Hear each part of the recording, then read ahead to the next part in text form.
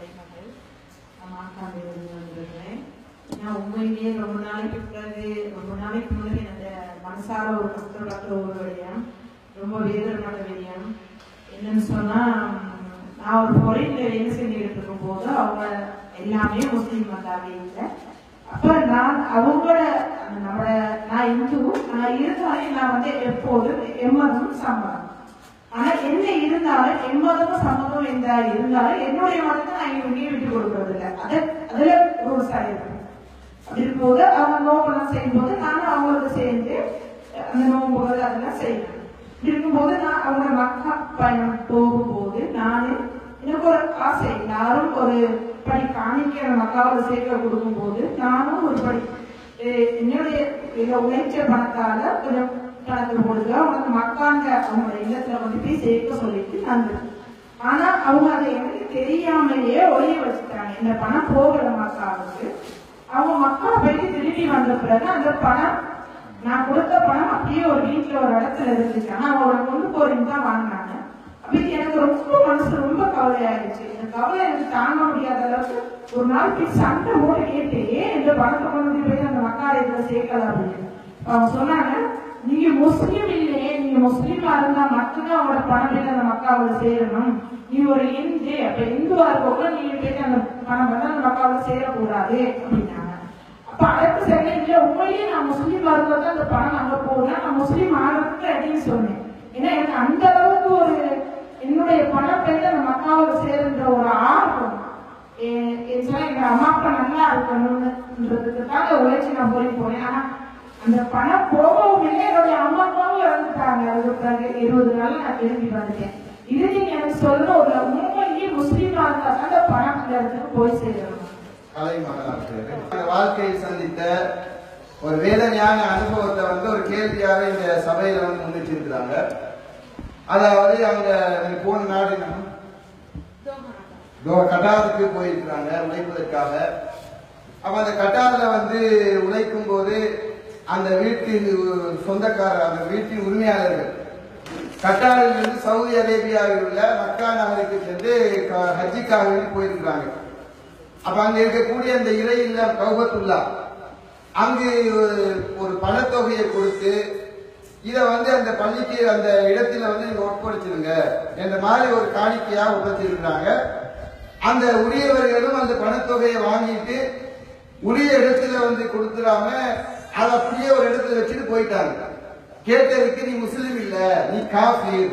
காஃபிர் என்று சொன்னா, முஸ்லீம் என்று சொன்னா கட்டுப்பட்டு நடக்கக்கூடியவர் இறைவனின் வார்த்தைக்கு. காஃபிர் என்று சொன்னா ஒரு இறைவனை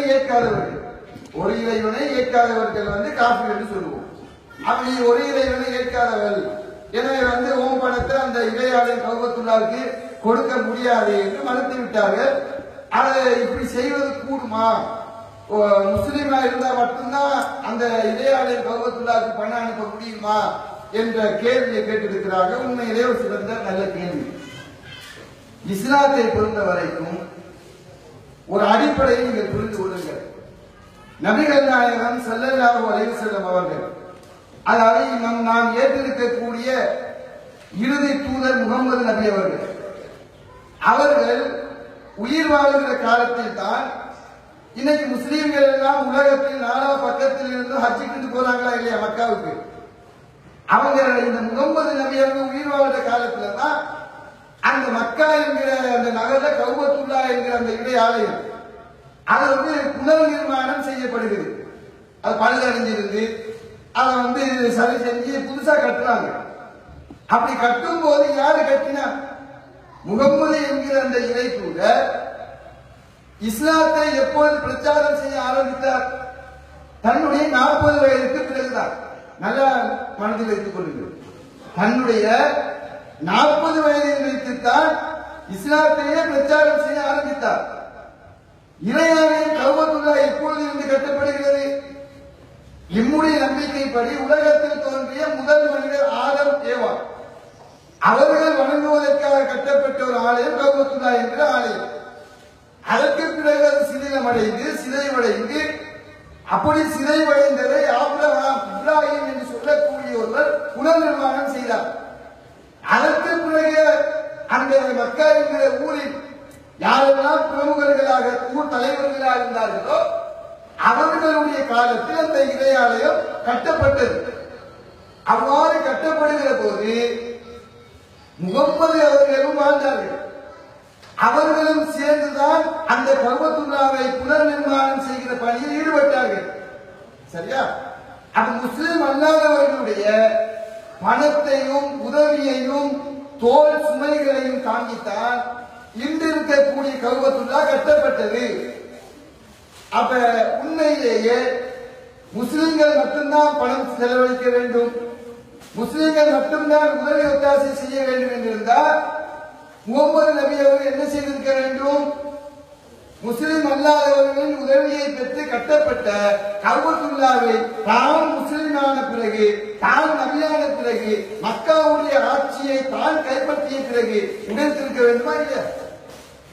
அதை புதுசா கட்டியிருக்க வேண்டுமா இல்லையா? முதல்ல இருந்து அப்படி கட்டவில்லையே, அப்படி நிர்மாணம் செய்யவில்லையே. இது முஸ்லிம் அல்லாத காபீர் கட்டினது. அந்த வைத்து முஸ்லிம் எப்படி தொழலாம் என்று கேள்வி எழுப்பவில்லையே. அந்த காபீர் கட்டின கஅபத்துல்லாஹ்தான முகமது என்கிற இறை தூதர் தொழுதார். அதை வைத்தான ஹஜ் என்கிற கடமையை செய்தார். தன்னுடைய தோழர்களுக்கும் அந்த கடமையை செய்யுமாறு பணித்தார். ஒட்டுமொத்த உலக மக்களுக்கும் பொதுவான கட்டளையை பிறப்பித்தார். இதுதான் இஸ்லாம். இஸ்லாத்தில் எந்த இடத்திலும் என்ன இல்லை? முஸ்லிம் அல்லாதவர்கள் தரக்கூடிய உதவிகளை பெறக்கூடாது என்கிற ஷரத்து இல்லை. மாற்றுவர்கள் செய்யக்கூடிய பண உதவியா இருக்கலாம், பொருள் உதவியா இருக்கலாம், அதை எடுத்து ஒரு பள்ளிவாசல் கட்டக்கூடாது என்று திருமலை குர்ஆனில் கடவுள் எங்கும் சொல்லவில்லை. நாம் ஏற்றிருக்கக்கூடிய இறைவனால் அனுப்பப்பட்ட இறை தூதர் முகமது ஸல்லல்லாஹு அலைஹி வஸல்லம் அவர்கள் கூட சொல்லவில்லை. தாராளமாக எடுக்கலாம், எடுத்திருக்க வேண்டும். அந்த கட்டாயம் அந்த எஜமான்கள் சந்தோஷப்பட்டிருக்கிறார். முஸ்லிம் அல்லாத ஒரு பெண்ணை தொழிலுக்கு வந்திருக்கிறார், ஏன் வீட்டிலே கூலிக்கு இருக்கிறார், இவனுக்கே இவ்வளவு பட்டிருக்குது என்று அவங்க கூலிப்படைந்திருக்க வேண்டும். ஆனா அதுக்கு மாற்றமா அவங்க நடந்திருக்கிறாங்கன்னு சொன்னா அது இஸ்லாத்தின் தப்பு கிடையாதுமா. அவங்க இஸ்லாத்தை புரிந்தது தப்பு விட்டு இருக்கிறார்கள். புரிதலை தப்பு வருமா இல்லையா? இப்ப இந்துக்கள் இருக்கலாம், இந்து மதம் சொல்ற எல்லா நல்ல போதனைகளையும் எல்லோரும் கடைபிடிப்பார்களா? இல்ல. அதனால தப்பு தவறுனா கடைபிடிப்பவர்கள் இருப்பார்கள். கிறிஸ்தவ பைபிள் இருக்கிறது, பைபிள் சொல்லுகிற போதனையை 100% அனைவரும் பின்பற்றுவார்களா? இல்லை. அது தப்பு செய்கிறவங்க இருப்பார்கள். இது போன்றுதான் இஸ்லாத்தை பொறுத்த வரைக்கும் முஸ்லிம்கள் என்று சிலர் பெயரளவில் இருப்பார்கள். அவர்களுக்கு குர்ஆனை பற்றிய அறிவு இல்லை. அவர்களுக்கு முகமது நபி அவர்கள் என்ன செய்திருக்கிறார்கள், சொல்லி இருக்கிறார்கள் என்ற அந்த நுழைவு இல்லை. அதனால தப்புந்தவருமாக சில முடிவுகளை அவர்கள் எடுப்பார்கள். மார்க்கம் என்று நினைத்துக் கொண்டு மார்க்கம் சொல்லாத காரியங்களில் ஈடுபடுவார்கள். அந்த அடிப்படையில் ஏற்பட்ட ஒரு விளைவுதான் உங்களுடைய மனம் நொந்து போவதற்கு காரணம் அமைந்திருக்கிறது. அவர்கள் செய்த செயலுக்கும் இஸ்லாத்திற்கும் எல்லின் முனையிலவு கூட சம்பந்தம் இல்லை. தாராளமாக நீங்க என்ன செய்யலாம், எந்த ஒரு பள்ளிவாசலுக்கோ நீங்க தாராளமாக உதவி செய்யலாம். அதை எடுப்பது முஸ்லிம்களுடைய கடமை.